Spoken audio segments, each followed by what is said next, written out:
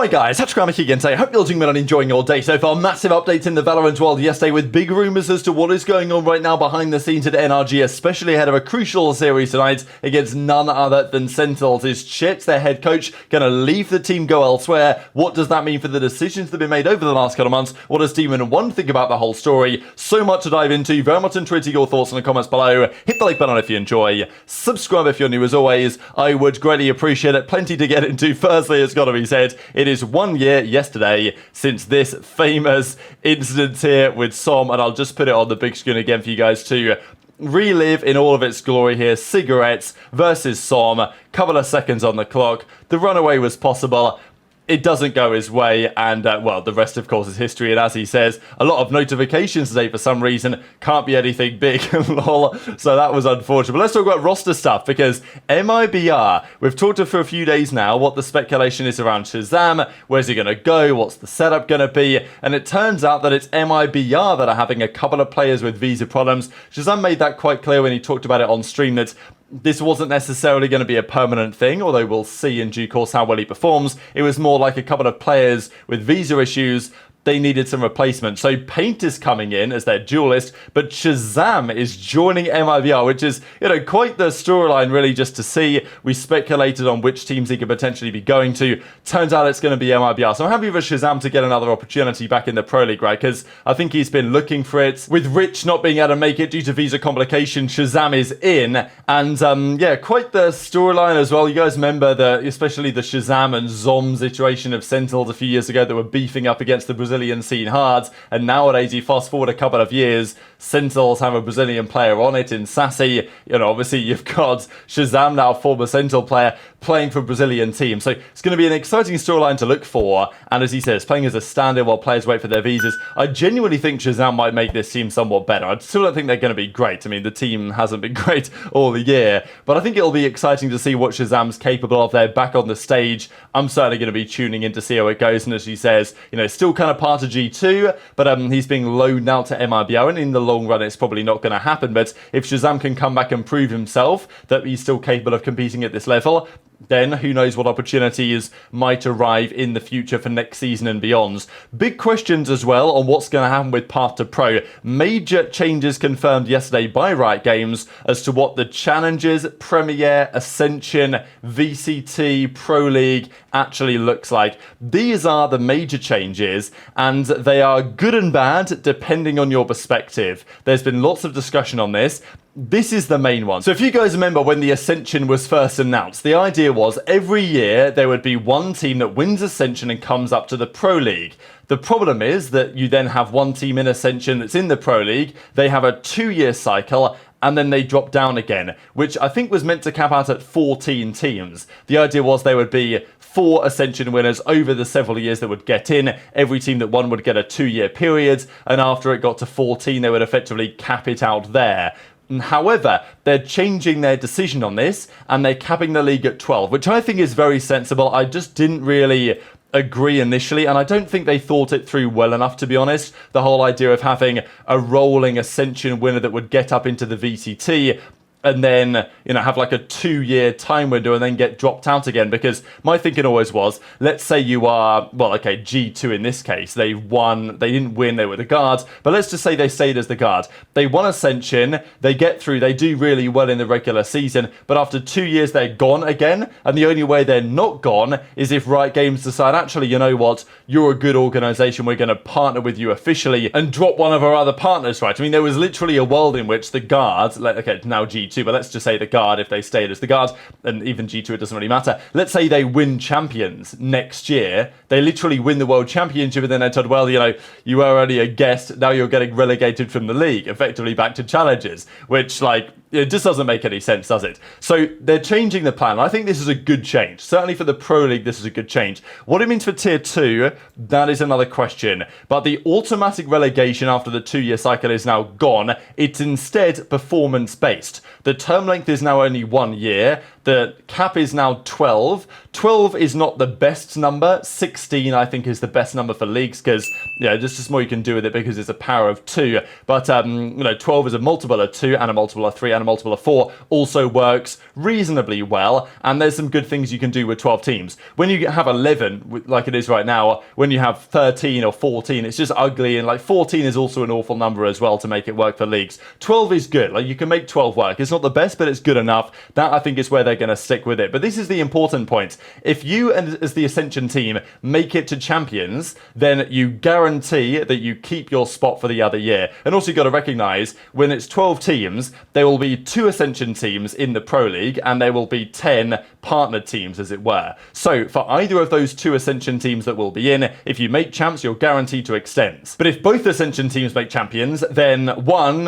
whoever places worst, will have to potentially be up for consideration to get dropped, basically, because there's obviously going to be another Ascension winner that's wanting to come through. So who do you replace? But effectively, depending on how you perform compared to these situations and compared also to the other Ascension team that's in the league at the time, then you potentially get to extend. So if you're top 8, you get to fight for the Ascension slots, but if you miss the playoffs, you get straight up relegated back down. So it's very much performance-based, which I think is a good idea here. Like if you win Ascension, you come up and do terribly, then you don't get to keep your spot any longer than that. And if you do get relegated straight up, and if both teams get straight up relegated, then potentially 2 teams from Ascension could then come through. So that's the talking point here, that it can help the Pro League and also help the Ascension teams and the winners and the Challenger side. The problem is, there's now just fewer teams in the league because the likes of the Guard or let's say M80 or whatever, let's say Disguised, right, DSG. I remember Toast saying that, well, over the next 4 years, there are going to be 4 teams that are going to go up, right? Theoretically, it's going to be, the Guard, M80, Oxygen Esports, and then maybe after that, it's time for DSG. Like, once the good teams are out the way, DSG might be the best team in Challengers. And obviously, times have very much changed since then. But if you are a Challengers team, you're now thinking, well, hang on a second, there's only 2 potential slots to even fight for here, and the better teams in the Pro League, are not necessarily going to go anywhere, and they can maintain their spot year after year after year. So I think Sideshow kind of talked about this in terms of a carrot and a stick, really. The whole point of the Ascension kind of going up to the Pro League is the fact that it incentivizes teams to invest into Tier 2 because you want to get promoted to go up to the proper league. Now, for those Tier 2 teams, they may be thinking, there's now less opportunity for me to get through, and it's not necessarily good for the Challengers players. But for the organizations, there is the counterpoint that, well, you know what? If you do qualify and make it to Ascension, you can actually just stay there effectively forever, assuming you build a good enough roster. Whereas previously it was like, okay, you can join, but after 2 years, you're going to be gone no matter what. So I actually do really like these changes. I think for certain players, they won't be so happy about it. But, we'll see what time it says on that. Before we talk about the NRG drama, a couple of quick things on the VALORANT matches around the world. We had this one yesterday, Na'Vi versus FUT Esports, where FUT Esports frankly just destroyed Na'Vi. And I don't know what's happened with Na'Vi, to be honest, but they came out really flat this series. They lost their own map pick 13-11, and the Lotus was actually pretty embarrassing, to be fair. 13-5. They could get nothing going at all. Angel with 5, Ardis with 8 in the end. So you've got to be said, right?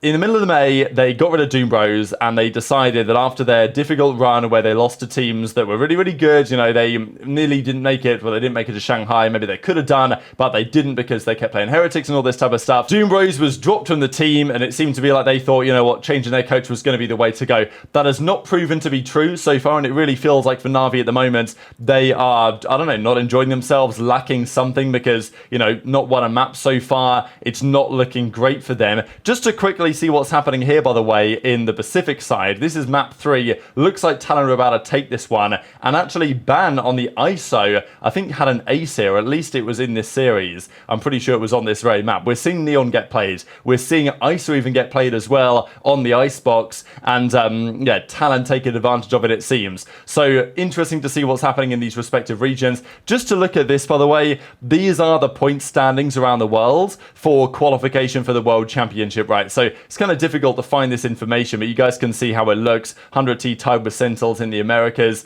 Fnatic, Edward Gaming, Gen.G leading the lines elsewhere. And NRG down here at only 3 points. So they need to turn around quick if they want to make it to the World Championship, to the playoffs, and of course then to the World Championship. And as Chet, has been rumoured as to yesterday, he might be trying to go back to Counter-Strike. And this is actually a really big bombshell for the community because Chet, as the coach of NRG Valorant, has made it quite evident over the last couple of years, I would say, really in his coaching and his tweets, shall we say, that he's maybe not the biggest fan of Valorant, doesn't really enjoy many of the features around not just the game, but also around the league structure in general. And maybe it's no secret that a Counter-Strike return for Chet as a coach would have been on the cards and potentially is on the cards. The fact that this has been leaked, though, makes things very interesting for their Valorant roster, right? Because, you know, does he really have the best intentions of the Valorant team at heart if he is targeting a return to Counter-Strike? Is his heart truly still in it? Quite possibly not. And also, are the changes made at the moment more for the shorter term than the longer term? Because you want to take a break, trust me. I did not want to get benched. I was fucking crying, depressed as shit for like a whole week straight, bruh. I was just like, wow, I can't believe it. Now I'm gonna raid my duo. I tortured them today. But nah, it was not my decision to be benched. That had nothing to do with it. Just came to a surprise to me one day. I was practicing before and then the next day I'm like, hey. Demon1 was evidently very surprised when he got benched from the roster and put to the sidelines. Obviously, Chet was part and parcel of that. But this is my opinion, and I actually said this when this initial roster was confirmed, when they made the FNS and SOM change to come back in. I don't think that is building for the longer term. I see the decision to bring FNS and SOM in as effectively trying to rescue the season as much as possible, accepting, and this is what I think Boostio said, that if you drop Demon1, you're effectively giving up the chance to be the best team in the world. You don't have the firepower to do it without Demon1. But what you are doing by bringing FNS and SOM in is at least saying, okay, this is going to be a more stable roster. It's going to be a roster with more consistent and coherent roles, and they're going to be a better team as a result than the previous version. But in the longer term, is it going to be the recipe for success against some of the other really strong teams out there? I don't really think so. They are the oldest team in the league by some margin. It's not like a lot of their players are going to get much better. What you see right now is kind of what you're going to get. So that is my concern about this whole situation, is that if Chet's looking to go to CS, is he really building and working on this Valorant roster? Is like, okay, we've got to build it for the next 2 to 3 years to become as good as we can be? Or is his focus, all right, let me just get some quick results, if possible, even if we're not as good as we need to be, potentially, and then I'm going to dip out of Counter-Strike or whatever. So I think the incentives here, there's some interesting alignment of incentives, to say the very least, right now in this organization, and its implications are pretty fascinating. Right? As Zellsis even says, NRG Chet, he's away, he's going somewhere else, and even as Zellsis says again, oh my god, FNS and SOM really came back just to cut Chet full circle.